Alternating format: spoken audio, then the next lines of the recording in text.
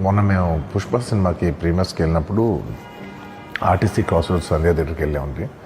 అక్కడ అనుకోకుండా crowd turn out ఎక్కువ అవటం వల్ల నేను సినిమా చూసి వచ్చిన తర్వాత మాకు తెలిసిన విషయం అంటే నెక్స్ట్ డే మార్నింగ్ దట్ ఆ క్రౌడ్లో ఒక ఫ్యామిలీ వచ్చారు.